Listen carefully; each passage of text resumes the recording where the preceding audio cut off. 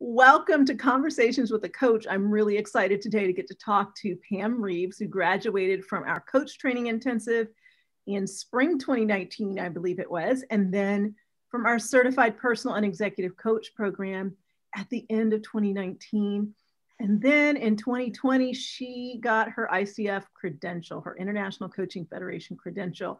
So I always celebrate when our grads get their ICF credential. You know, we teach the ICF core competencies. We believe they are a really great framework for really great coaching. And of course, our programs are accredited for coach specific training hours. So when you go in that direction, I love to celebrate it, but I also like to hear a little bit about the journey. So Pam, thank you so much for being willing to join me for a few minutes. Thank you. Thank you for having me.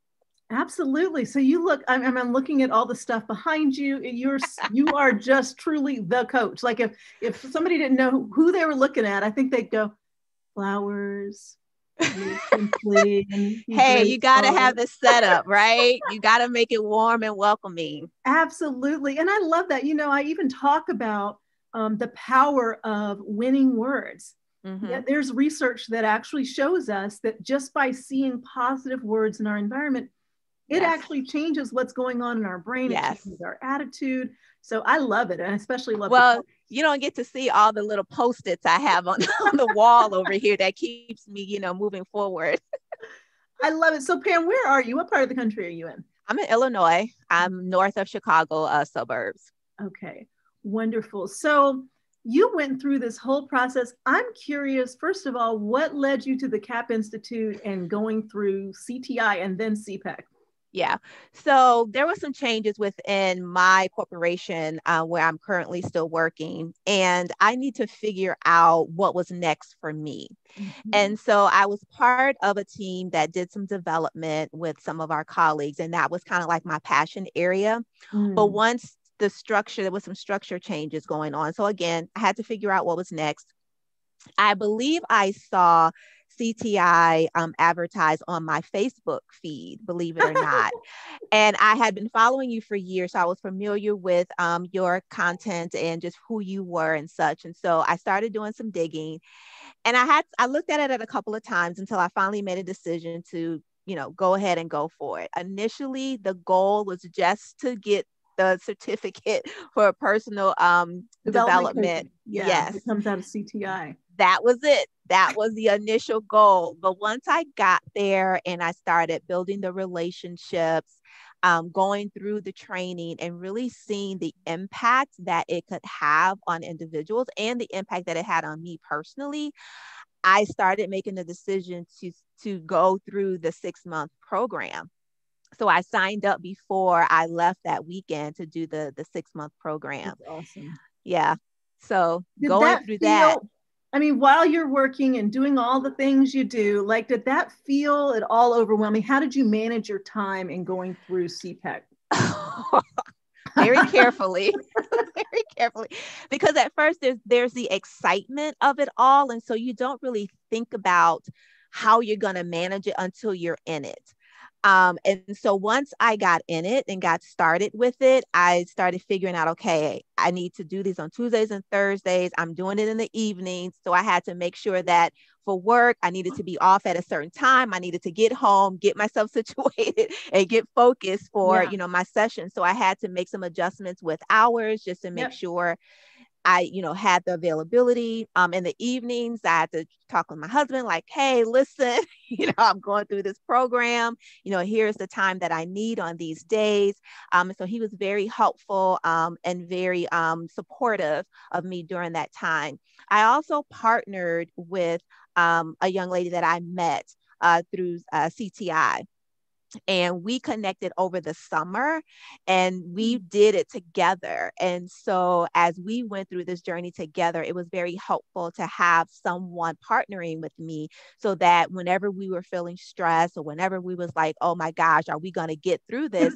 We had each other to lean on and to encourage each other as we went through the process. Okay, so Pam, this is textbook resilience and goal setting, right? So you have a goal, and there are always obstacles, right? And time is one of the biggest ones. But we know that in order to get to a goal, the bigger the commitment has to be.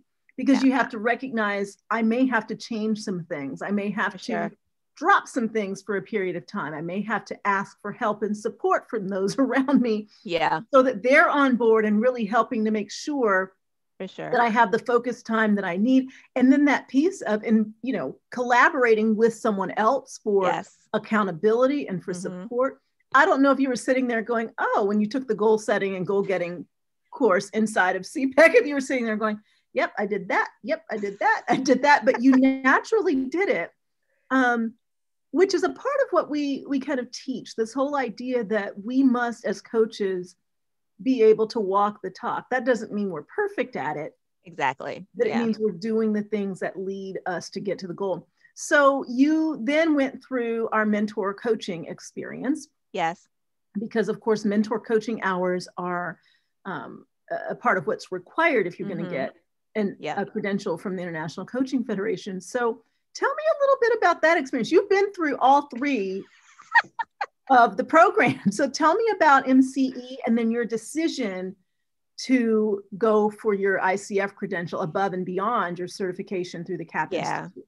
Yeah. So once I received notification that I passed everything and I received the certification, I knew that next steps was going to be, if I was going to do the ICF and go through, their credentialing process, that I was going to need to do the coaching hours. So again, being that I was, comfortable with your program, comfortable with, the process and everything, I decided to do the mentoring coaching program through you.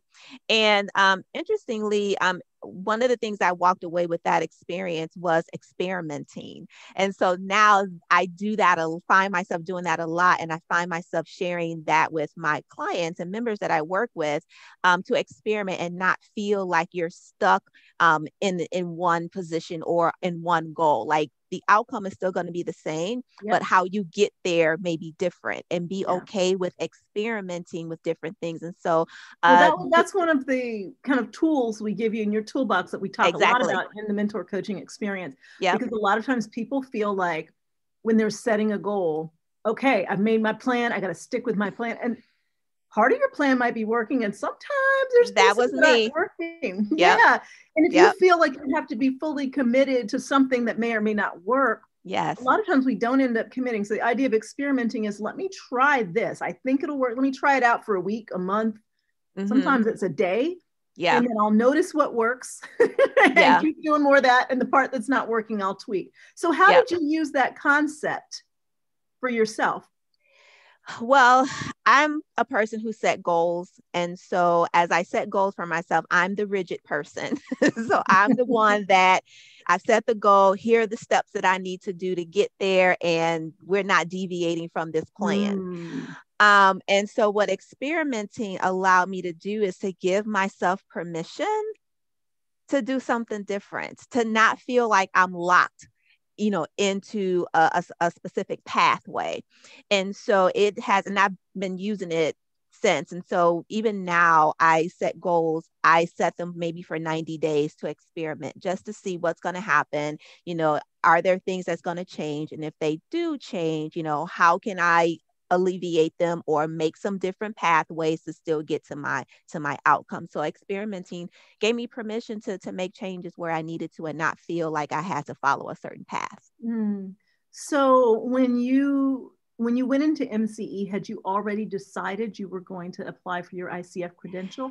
Or did you figure that out during the mentor coaching? I figured it out during the mentor coaching. I think what I wanted to do was just get all the requirements, whatever the requirements were, just make sure that I had them, so that in the event that it really became a focus area for me, that I knew what I needed to do.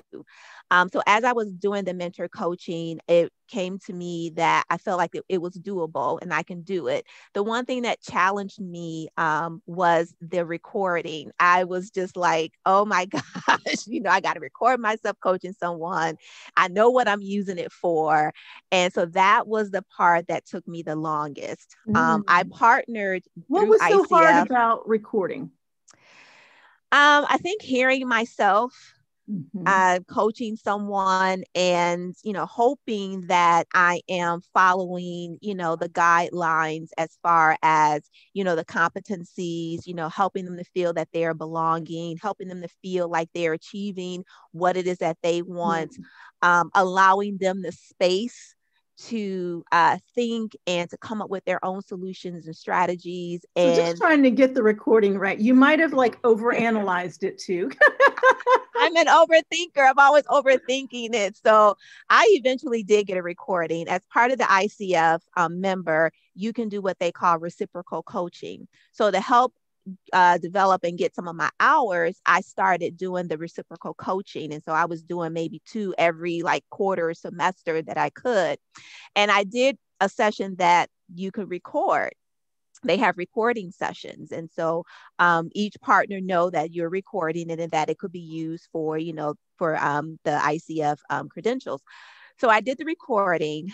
And when I finished the recording, I was like, okay, this is it. This is the recording. But I lingered with it. I still wasn't sure. I still wasn't satisfied. I kept listening to it for myself till I finally just made a decision. Say, you know what, just go with your gut. What is your gut telling you? Go with it, trust yourself, and we'll just see what happens. And I did. So for the person who's thinking, yes, I want to go through, I'd like to get my certification from the CAP Institute. I'd like to go on and get an ICF credential. How hard was it for you to be able to carry all of that out? To be very honest, it wasn't hard at all. I think it was me holding myself back. The process itself wasn't hard. The requirements that you needed wasn't hard. I had everything that I needed. I was really the one that was holding myself back, and I had to give myself that permission to let go and to move forward, take the risk, see what happens, and go for it. So yeah, it was really me. I don't think the process was really hard at all. And about how long did it take you from the time you started your ICF credential until you completed it? I became a member with ICF in March of 2020. So from March of 2020, and in that time frame, I was just wrapping up or starting the MCE. So it's kind of like in the process from March to November of 2020 was my process. And I submitted in September.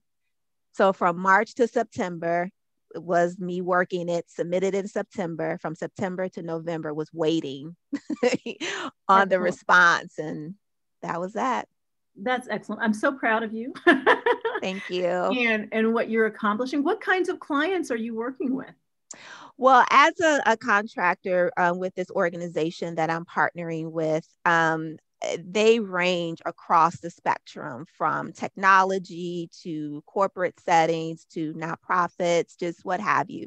So it's in a range of individuals, which has really helped to develop my skill sets and craft, and really seeing how I can, work with different people coming from different parts of life, having different challenges and issues, but still helping them to reach their goals and the outcomes that they want to start with, and, helping them to get through what they need to get through. So, yeah.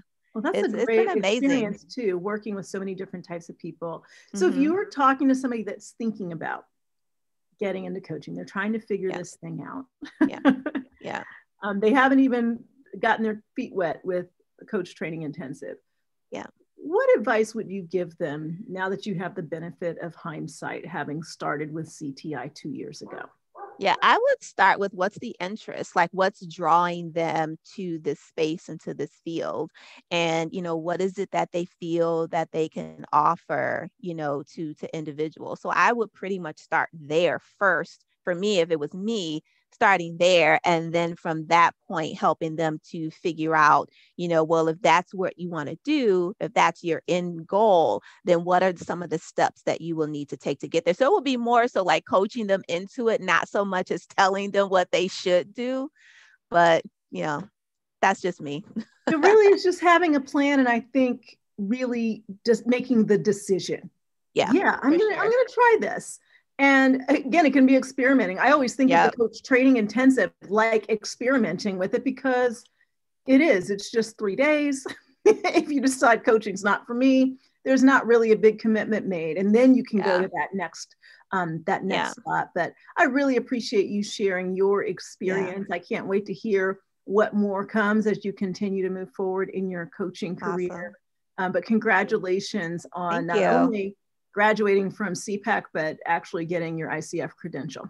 Yeah. So now it's on to PCC. Yay! It's coming. I know it's coming. And I know you set the goal. You probably already got the plan laid out. I'm almost there. Almost there. Thanks, Pam. Thank you.